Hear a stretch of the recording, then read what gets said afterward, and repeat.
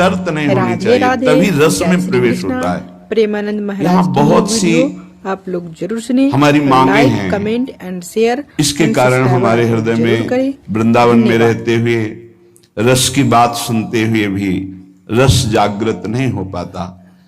बहुत काल इसीलिए लग जाता है इन कामनाओं का नाश करने में।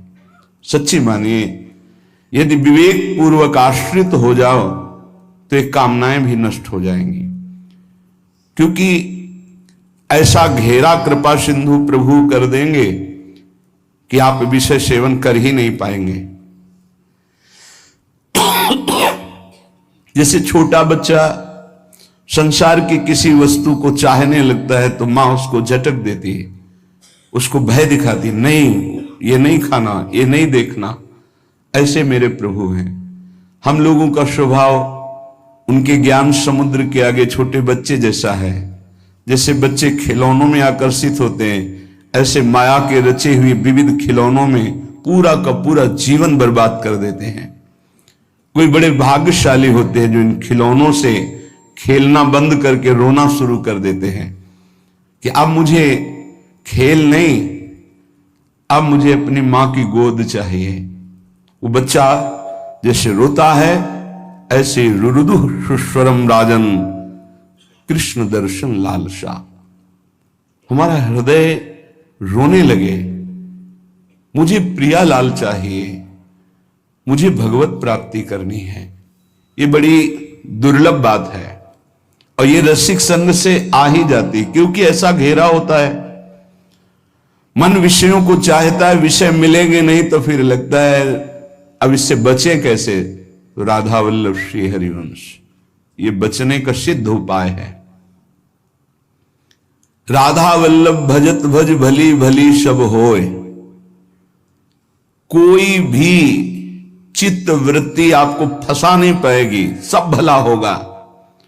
होए विषय विषनाश, होए वृंदावन बस गति, होए सुदृढ़ सत्संग, होए रस रीति अगाधा, होए सुजस जग प्रगट, होए पद प्रीति सुराधा। राधा वल्लभ, राधा वल्लभ, राधा वल्लभ ये स्वयं जपो और जिनके मुख से निकलता है उनकी चरणों में प्रणाम करो, उनकी चरण धूलि माथे पे धारण करो। होए विषय विषनाश, ये जो विषय रूपी विष हमारे हृदय में फैल रहा है इसका नाश हो जाएगा। सिद्ध औषधि है। जासु नाम भव भेषज, इस संसार रूपी महान फसाव से बचाकर सच्चिदानंद में स्थित करने की सिद्ध ये पद्धति है। मुख में नाम, हृदय में ध्यान। मान लीजिए, बार बार कर, शाम की भी यही कहा था, मान लीजिए। होए विषय विषनाश, होए वृंदावन बस गति, होए सुदृढ़ सत्संग, होए रस रीति अगाधा, होए सुजस जग प्रगट, होए पद प्रीति सुराधा। सब कुछ इसी से प्राप्त हो जाएगा। श्रीपाद प्रबोधानंद जी महाराज कह रहे हैं, यदि आपको रसिकों का संग मिल गया है, वृंदावन वास मिल गया है, तो दोष दर्शन मत करना। क्यों? यहां अगर हमें दोष दिखाई दे रहा तभी तो हम दोष दर्शन करते हैं। तो कह रहे हैं, वृंदावनस्थेष्वप्येत्र दोषा नारोपयन्ति स्थिर जंगमेषु आनंदमूर्ति स्वपराधीनस् ते श्री राधिका माधवयो कथम स्युः। जो श्री जी की कृपा से वृंदावन आया, वृंदावन धाम में भले 1-2 दिन ही वास किया,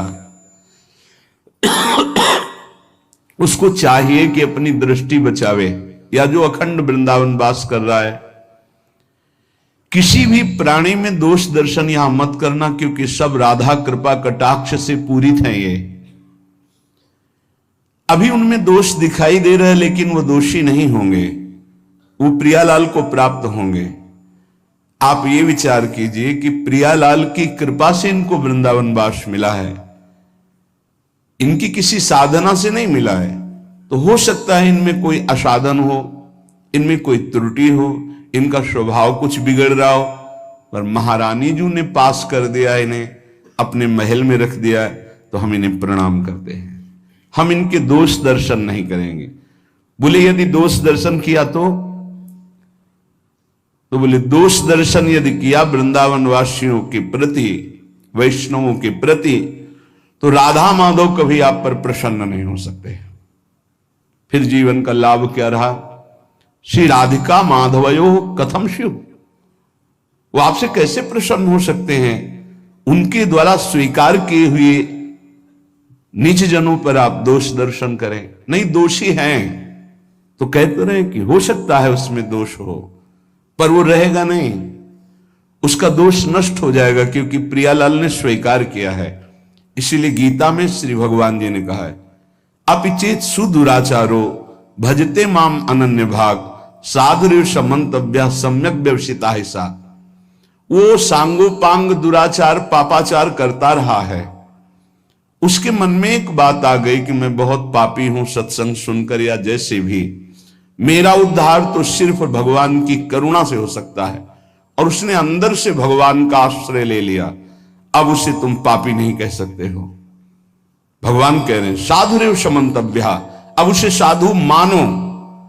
साधु को साधु मानने के लिए कभी आज्ञा नहीं दी गई। वो साधु नहीं है, वो पाप आचरण करने वाला पापी रहा है, दुराचारी रहा है, पर उसने भगवान का आश्रय ले लिया है।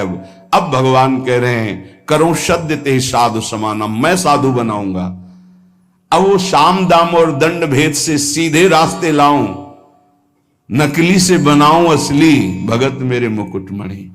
भगवान की विशुद्ध कृपा होती है। ये अनंत जन्मों के ऐसे दुर्वासनाएं परत की परत छुपी हुई कि साधन भजन करते हुए भी वो निकलती रहती हैं। अगर जरा संग हो जाए अंदर की वासना का, तो हमको कहीं ना कहीं आसक्त कर देती है। बड़े कृपालु हैं, वो हमारी चूक को ना देख करके वो करुणा करते हैं और हमें आगे बढ़ाते हैं। श्रीपाद कह रहे हैं यदि आप ऐसा करेंगे तो राधा माधव आप पर कभी प्रसन्न नहीं होंगे। दोष दर्शन की आगे के श्लोक में निंदा की बात कर रहे हैं। ये वृंदावनवासी निंदन रता, ये वान वृंदावनम श्लाघन्ते तुलयन्ति, ये चकुधियो केनापि वृंदावनम, ये वृंदावनमत्र नित्य सुख चिद रूपम सहन्ते नवा, तै पापिष्ठ नराधमैर्भवतु स्वप्नेपि में संगति। जो वृंदावन वासी हैं, जिन्होंने आजीवन वृंदावन वास का नियम ले लिया है, यदि कोई उनकी निंदा कर दे, श्रीपाद कहते हैं कि पापिष्ठो नराधमई, सारे पुण्य उसके नष्ट हो जाएंगे। वो महापापी कि जो दुर्गति होती है वो उसको होगी। नराधमई, वो समस्त मनुष्यों में अधम गति को प्राप्त होगा। वैसे भी सिद्धांत में ध्रुवदास जी ने वर्णन किया है, पर निंदा किए ते आवत नहीं कछु हाथ, मूर्ख पर्वत पाप को ले चल अपने साथ। दूसरों की निंदा करने से हाथ तो कुछ लगता नहीं, और पाप की पोटरी सर पर रखकर नरक जाना होता है। और कहीं भक्तन निंदा तो अति बुरी भूल करो जिनको, भक्तों की निंदा तो भूल कर मत कर देना, कि सुकृत बहु जन्म के क्षण में डारे खोए। एक क्षण में निंदा की भक्त वैष्णव महापुरुषों की, सब सुकृत नष्ट हो गए, सब भाव नष्ट हो गया। यदि कहीं तुमको ऐसा लगता है कि ये गलत है, तो प्रियाजू से प्रार्थना करो कि मेरी दृष्टि पावन कर दो। आपने इनको पसंद किया, आपने स्वीकार किया, आपके महल में रह रहे, पर मुझे दोष दर्शन हो रहा, स्वामिनी मेरी दृष्टि को बदल दो। श्री वृंदावन के वास करने वाले की पूरी जिम्मेवारी प्रिया प्रीतम ले लेते हैं, तो परम बंदनीय और प्रशंसनीय हो जाते हैं। चाहे वो ये क्रूरापि पापिनो न तो सताम संभाष्य दृश्या से। क्यों? क्योंकि अब वो ठीक हो जाएंगे, पक्का ठीक हो जाएंगे। प्रिया प्रीतम बहुत कृपालु हैं। अगर कोई भी शास्त्रों को, भक्तों की महिमा को पढ़ के देखो तो दो चार की बात नहीं कहते, प्रायः ऐसे रहे जो माया में बहुत ही भ्रमित थे और सत्संग के द्वारा, संत साधु महात्माओं की कृपा के द्वारा वो ब्रह्म ऋषि बन गए, वो महापुरुष बन गए भगवान की आराधना करके। तो ऐसा नहीं है कि कोई गलत है तो उसको परम पद नहीं मिल सकता, नहीं, वो गलती का सुधार हो सकता है। प्रिया प्रीतम की शरण में है, सुधार हो जाएगा। बहुत जन्मों का बिगड़ा हुआ मन है। जो मंदबुद्धि वैष्णव जनों की, कहीं के भी वैष्णव हो, चाहे गृहस्थ हो चाहे विरक्त हो, यदि भगवत आराधन परायण है, कभी भी उसकी छिद्रान्वेषण वृत्ति से दोष दर्शन न करे। ढूंढे कौन सा दोष हो सकता है। बहुत सावधानी की जरूरत है। आपका चिंतन आपकी स्थिति से हो रहा है, उनका व्यवहार चिंतन उनकी स्थिति से हो रहा है। तो किसी की स्थिति में जब तक अपनी स्थिति नहीं मिलाओगे तब तक स्थिति का पता नहीं चलेगा। तो ये तो तुम्हें पता है नहीं कि अंतःकरण तदात्म किया, उसकी स्थिति में पहुंचे और बात जान ली। तुम तो केवल देह भाव में स्थित हो। तो देह भाव के अनुसार यदि किसी वैष्णव की, किसी भगत की, किसी बाहरी चेष्टा पर, बड़े बड़े महापुरुषों की बड़े विचित्र लीलाएं होती, उनको समझ पाना बड़ा कठिन है। सत्संग हो रहा है, बीच सत्संग में सत्संग को रोक दिया श्री रामकृष्ण परमहंस जी, और लाओ वो ये पकोड़ा। विवेकानंद जी ने प्रार्थना की कि प्रभु, सत्संग में बीच में कई लोगों की श्रद्धा बिगड़ सकती है। ऐसे भाव में उनकी, तो उन्होंने कहा कि शरीर रजोगुण से चलता है, यदि रजोगुण न धारण करे तो अभी शरीर छूट जाए। जिस दिन मैं ना मांगू उस दिन जान जाना कि शरीर छूट जाएगा। एक दिन ऐसा ही हुआ, कुछ नहीं मांगा, सबको भय लग गया और शरीर पूरा हो गया। महापुरुषों की क्या लीलाएं हैं, अपने समझ के बाहर हैं। अपने को तो सिर्फ अपने हृदय को देखना है। और श्री वृंदावन की तुलना, समानता अगर कोई इस भौम में किसी परम धाम से करे तो वो सच्चिदानंद मयत्व महाप्रेम में वृंदावन धाम की अवहेलना करता है। जैसे कोई आते हैं बाहर से, बोले हम जान लेते हो वृंदावन ही है। किसी भी पवित्र स्थान को लेकर वृंदावन की समानता में सिर्फ वृंदावन है। बोलो त्रिभुवन में ऐसा कौन सा स्थान है जहां इतने ठाकुर विराजमान हो, इतने शालिग्राम भगवान विराजमान हो, इतनी श्रीमद् भागवत विराजमान हो, इतने महाभागवत भक्त विराजमान हो, इतनी जगह अखंड नाम कीर्तन होता हो, इतनी जगह हजारों वैष्णव नाम जप कर रहे हो। ये तो बाहरी बात हुई, और अंतर में जितने सिद्धाचार्य महापुरुष सब यहीं विराजमान है। स्वयं प्रिया प्रीतम यहां विराजमान है। दिव्य लीलाएं उनकी निरंतर यहां चल रही। यहां की समानता सिर्फ वृंदावन ही कर सकता है। वृंदावन की समानता सिर्फ वृंदावन, प्रिया प्रीतम की समानता सिर्फ प्रिया प्रीतम, दूसरा कोई नहीं, अद्वितीय है। आगे की बात साधक के लिए कह रहे हैं। पहले में कहा दोष दर्शन नहीं करना, दूसरे में कहा निंदा नहीं करना। यदि निंदा करोगे तो पापिष्ठ नराधम दुर्गति को प्राप्त होगे, पक्की बात है। कई ऐसे साधक आते हैं कि हमारा सब कुछ लुट गया, पता नहीं क्यों भजन नहीं हो रहा। आपने कोई वैष्णव अपराध किया है।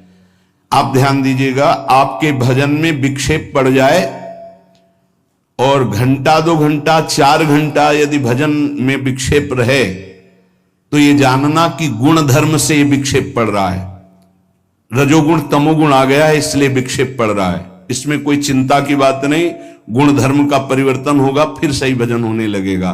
कबहू तो थोरो भजन कबहू होत विशाल, मन को धीरज छुटे नहीं, गायन दूजी चाल।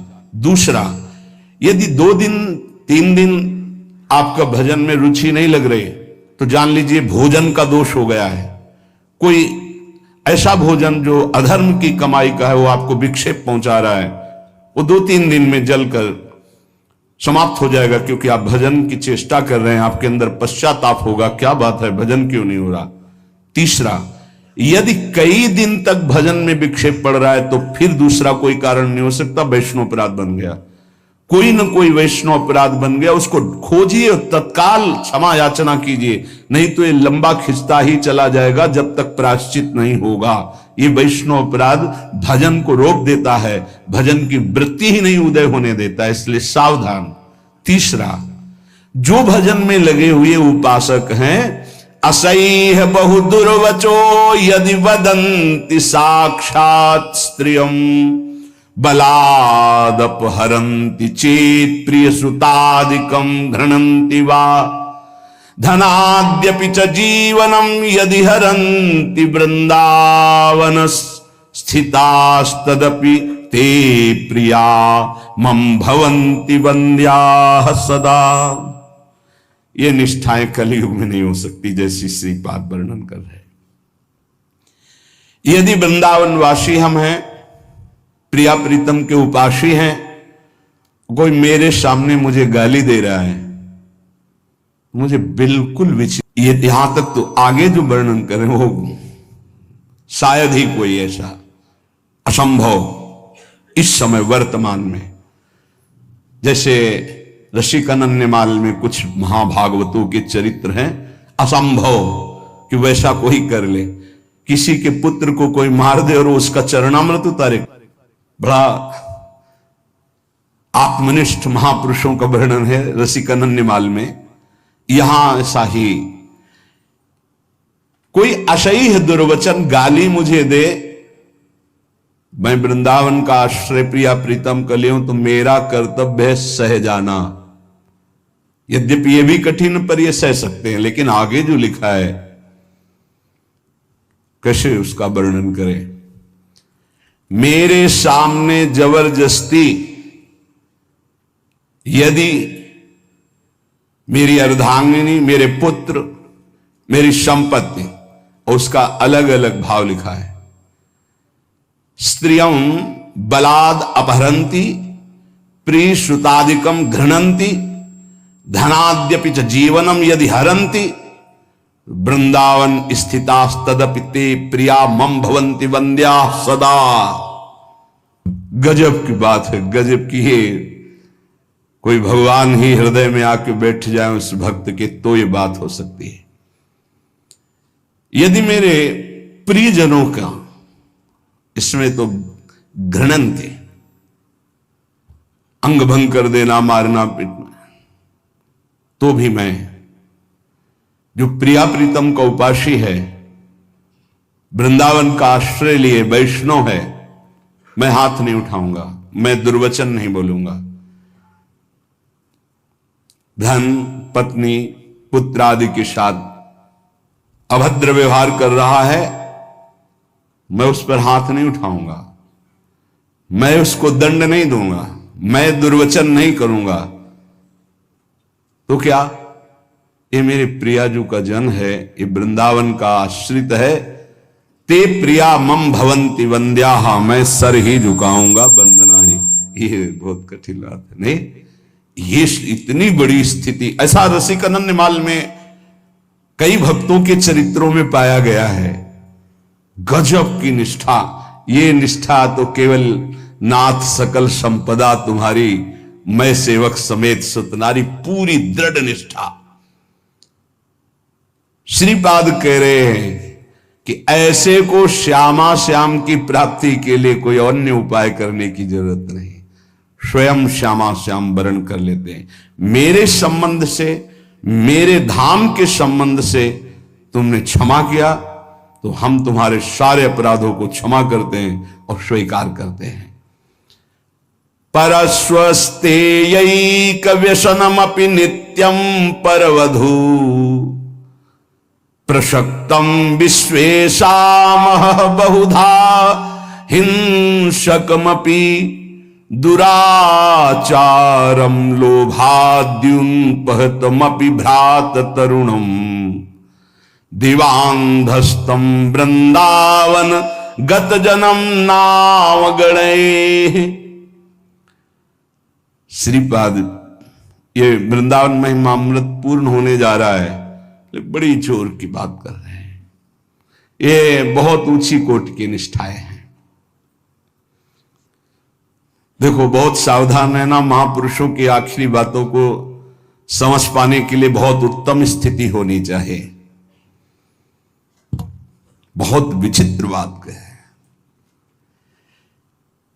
पीछे से इस श्लोक का अर्थ करते हैं कि जिसने अखंड श्री वृंदावन का वास स्वीकार कर लिया और शरणागत हो गया वैष्णव पद्धति से,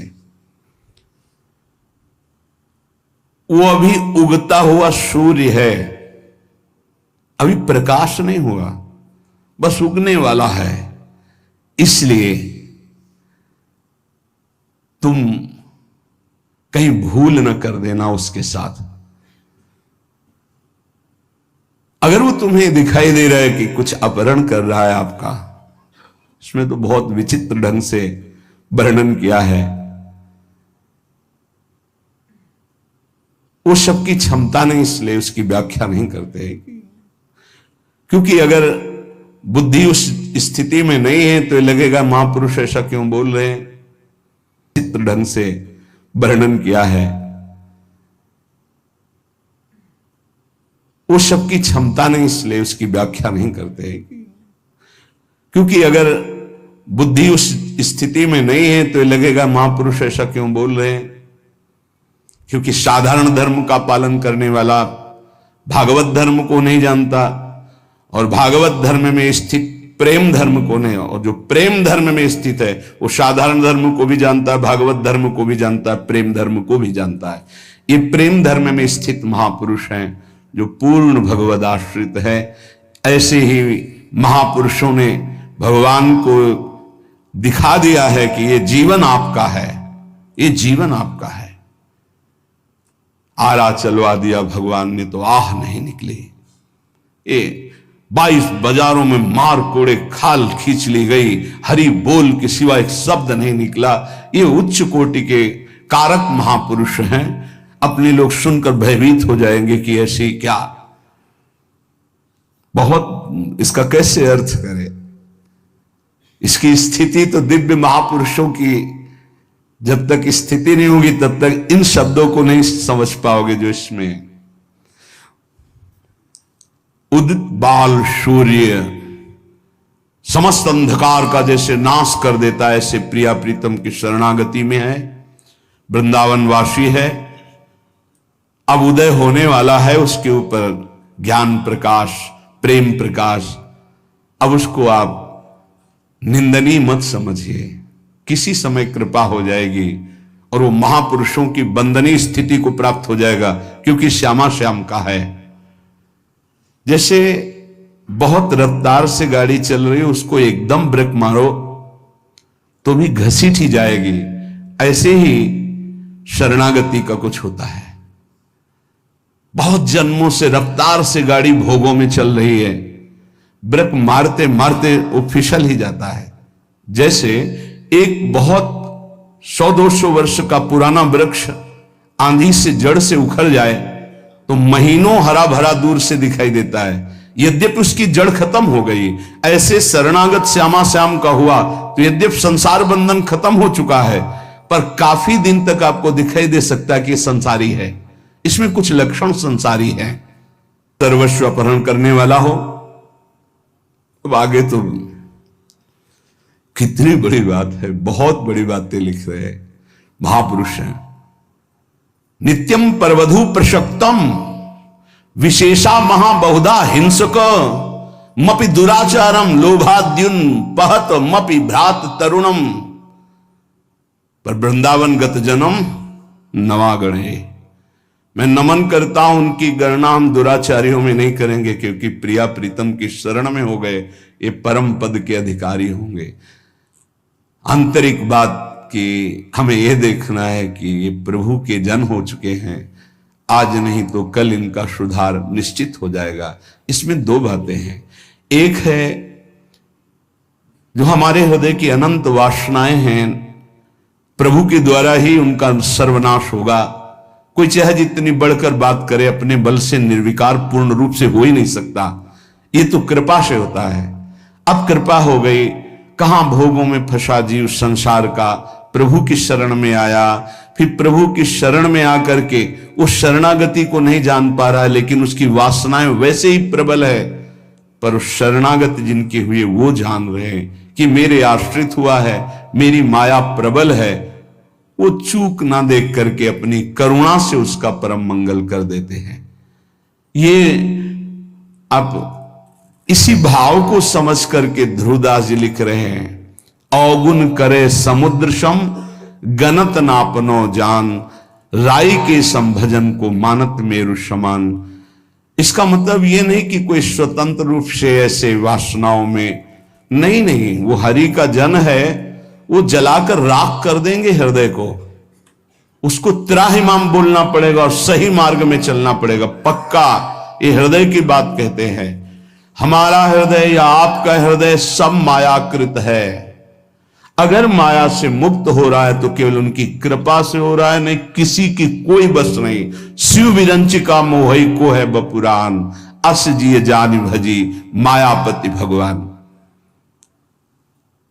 अगर उपासक बहुत पापाचरण किए हैं, अब उपासना में रत है, तो कुछ उसकी ऐसी बातें होती है जिनका सुधार होना होता है, क्योंकि वो सिद्ध पुरुष नहीं है। हमें चाहिए कि अगर हमें दोष दर्शन होता है तो हम नमन करते हैं, भगवान जिन्होंने आपको शरण में लिया वही आपको शुद्ध करेंगे, जो हमें शुद्ध कर रहे हैं वही आपको शुद्ध करेंगे। हम भगवान से प्रार्थना करें कि जो साधक में दोष है उसको ऊपर कृपा करके उठावें कि दोष उसे छू न पावे, और हम पर कृपा करें कि हम दोष दर्शन न कर पावें, और हम नाम जप करें। जब कोई नाम का आश्रय ले लेता है तो चाहे जितना उससे अपराध बन गया हो, हमारे शास्त्र कहते, ध्यान से सुनना, पापानलस्य दीप्तस्य मा कुर्वन्तु भयं नराः, गोविंद नाम मेघौघैर नश्यते नीरबिंदुभिः। इतना पाप किया कि पापाग्नि उसको भस्म कर देती, नष्ट कर देती है। पाप का ऐसा प्रभाव है, विध्वंस कर देता है, पूरे के पूरे साम्राज्य को नष्ट कर देता है। न उसका लौकिक रहने देता है, न पारलौकिक कुछ रहने देता, सब नष्ट कर देता है। ये पाप बड़ा भयावह है, जिसे लोग अज्ञान के कारण सुख समझकर भोगते हैं धर्म विरुद्ध, उसे पाप कहते हैं। धर्म का स्वरूप क्या है? जो शास्त्र कहता है कि करो उसे धर्म कहते हैं, जिसे कहता है ना करो उसी को पाप कहते हैं। तो प्रायः जो भगवान का आश्रय नहीं लिए, सत्संग नहीं सुनते, नाम जप नहीं करते, तो पाप से नहीं बच सकते। जैसे लोग कहते हैं मैं भजन नहीं करता, अपना काम धंधा करता हूं, क्या भगवान की जरूरत है? तुम जान ही नहीं पाओगे, तुमसे अपराध बनते जाएंगे, पाप बनते जाएंगे, क्योंकि जो जानने वाली बुद्धि है वो नाम जप से प्रकाशित होती है। देहु कृपा करी बुद्धि प्रकाश, तो जस बरनो हरिवंश विलास। जब हम नाम जप करते हैं तो प्रभु कृपा करके हमारी बुद्धि में ज्ञान का प्रकाश देते, तब समझ में आता है कि हाय मेरे से कितने पाप हो गए, कितनी गलतियां हो गई, पर दीन बंधु पतित पावन प्रभु आपका ही भरोसा है। और नाम जप कर रहे तो बोले जो पापाग्नि उसे भस्म कर देती, उसके लोक परलोक सब जला देती। तो जहां कोई शुरू किया गोविंद गोविंद कृष्ण कृष्ण हरि हरि राम राम राधा राधा, तो बोले जैसे अग्नि प्रज्वलित होकर ज्वाला रूप धारण करने वाली थी पर मेघ बरस गए तो वहीं की वहीं शांत हो गई। ऐसे ही नाम जापक के सारे पाप जो अग्नि रूप उसे जलाने के लिए थे, नाम रूपी मेघ उसको तत्काल शांत कर देता है। वो उसे भस्म नहीं कर पाती और स्वयं शांत हो जाती है। अर्थात पापों का सर्वनाश भगवान नाम से हो जाता है। और धैर्य पूर्वक जपते रहो, चाहे जितनी विपत्ति आवे, नाम मत छोड़ना। तुमको ऐसे लोग भी कहने वाले मिलेंगे कि जब से तुमने भक्ति शुरू की, नाम जप शुरू किया, देखा तुम्हारा अमंगल हो गया। सच्ची मानिए, अनंत जन्मों के पापों का शमन हो रहा है, तुम्हारा अमंगल नहीं हो सकता। कल एकांतिक में कहा था जैसे भगवान की सामर्थ्य नहीं कि किसी का मंगल कर सके क्योंकि वो मंगल भवन है, ऐसे ही परम मंगल में भगवान का नाम, जिसकी जिह्वा पे नाम है तो नाम जपत मंगल दिश दशहु, दसों दिशाओं में उसका शर्त नहीं होनी चाहिए, तभी रस